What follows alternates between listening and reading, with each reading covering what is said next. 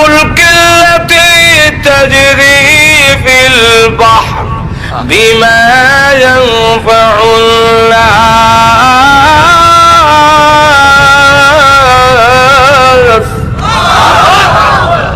তোর নিত্য প্রয়োজনীয় জিনিসগুলো পানির উপর দিয়ে ফুলক মানে কিস্তি, নৌকা, লঞ্চ, জাহাজ। আল্লাহ বলেন তাজরিফিল বাহর, বাহর মানে নদী, সাগর। আল্লাহ বলেন এর উপর দিয়ে আমি চালাই বিমা ইয়ানফাউন নাস, তোর নিত্য প্রয়োজনীয় জিনিসগুলো পৌঁছাবার জন্য পানিকে আমি নোটিশ দিয়ে রাখছি। আল্লাহ, আমি যদি ডুবাইয়া দেই তোমার আমেরিকা চাচা রক্ষা করতে পারবে। বলবো আয়াত আল্লাহ বলে وَإِنْ نَشَأْ نُغْرِقْهُمْ فَلَا صَرِيخَ لَهُمْ وَلَا هُمْ يُنْقِذُونَ।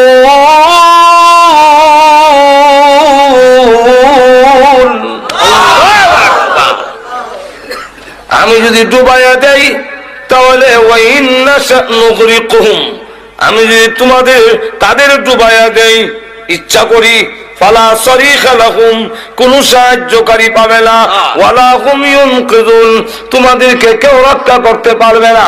আল্লাহ বলেন শুধু তাই না, আমি আল্লাহ ঘুমাই না, আমি আল্লাহ তোমাদের ঘুম পাড়াই এবং ঘুমের ব্যবস্থা করে দিয়েছি। ওয়াজআলনা সুবাতা ওয়াজআলনা আল-লাইলা লিবাসা। আল্লাহ বলেন আমি ঘুম না দিলে ট্যাবলেট খেলে তোর ঘুম হইতো না।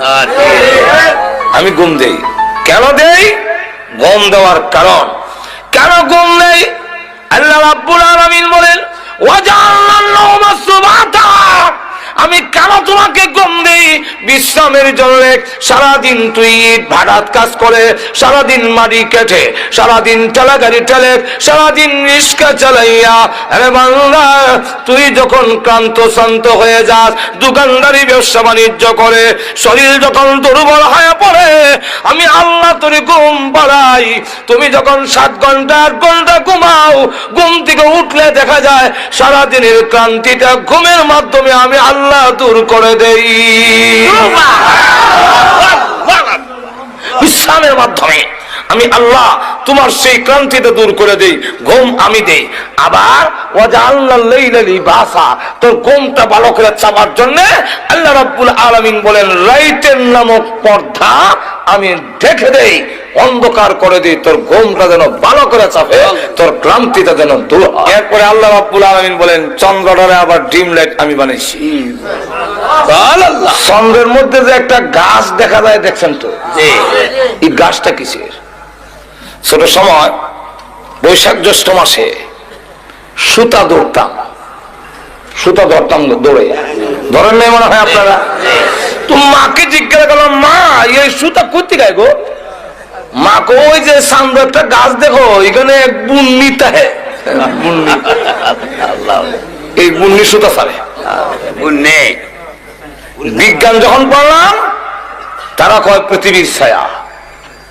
নবীর হাদিস যখন পড়লাম তখন নবী কয় পৃথিবীর ছায়াও না, গাছও না। এটা কি? আল্লাহ রসুল বলে এটা আল্লাহ তার বান্দার প্রতি যে নিয়ামত দিয়েছেন তার আলামত।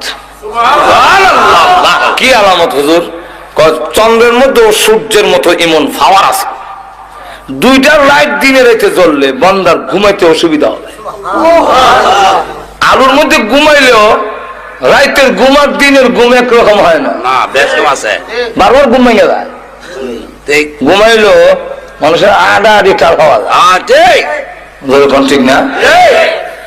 আল্লাহ জিবরাইলকে হুকুম দিলেন, আমরা যে ইমামে কুফি ল্যাম্প নিবাই আর দিয়া তাওয়া দিয়া, আল্লাহ জিবরাইলকে বললেন তোমার নূরের পাকা দিয়া 3 বার তাওয়া দাও চন্দ্রের মধ্যে। কয়বার? 3 বার। জিবরাইল আলাইহিস সালাতু ওয়াস সালাম তার নূরের পাখাকে আমরা হাতে সমানো না, আল্লাহ চন্দ্রের মধ্যে 3 বার আঘাত করার পরে যখন নাকি এইভাবে আঘাত করে করার সাথে সাথে তার ভিতর থেকে আলু বের হয়ে গেছে। আল্লাহ হুকুম দিলেন সূর্যের সাথে এটা মিলায়া দাও, যোগ করে দাও, আর চন্দ্রের মধ্যে একটা দাগ রেখে দাও।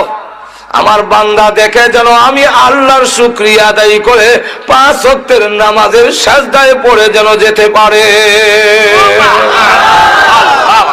এই কথা বলে পৃথিবীর মানুষেরা, আমি আল্লাহ ঘুমাই না, তোমাদের ঘুম পাড়াই, আমি আল্লাহ ঘুমাই না, ঘুমাবার ব্যবস্থা তোমাদের করে দেই। আর ওই যে চন্দ্রটারে ডিম লাইট বানিয়ে দিয়েছি তোমার ঘুমটা ভালো হওয়ার জন্য। বান্দারে এই সবগুলো কইরা আমি আল্লাহ ঘুমাই না তোমাদের ডাক শোনার জন্য। কোন সময় বিপদে পড়ে আমি আল্লাহকে ডাক দিবি তোমাদের ডাকে সাড়া দেওয়ার জন্য।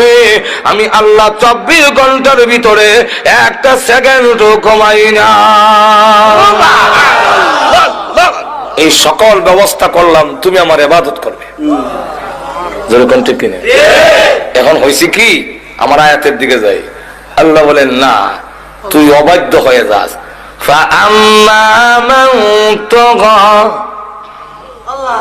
যারা অবাধ্য হয়ে যায়, সার্কাস অবাধ্য, وآثر الحياة الدنيا وآثر الحياة الدنيا এত কিছু নিয়ামত দেওয়ার পরও যে আমার অবাধ্য হয়ে যায়, সীমা লঙ্ঘনকারী হয়, আর দুনিয়ার জীবনটাকে অগ্রাধিকার দেয়।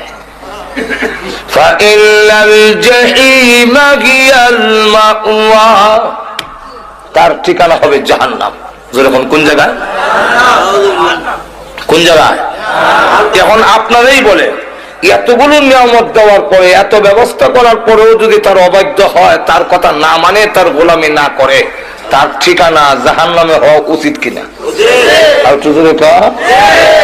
আল্লাহ বলে, ওয়া আম্মা মান খাফা মাকাম রাব্বিহি ওয়া নাহান নাফসা আনিল হাওয়া।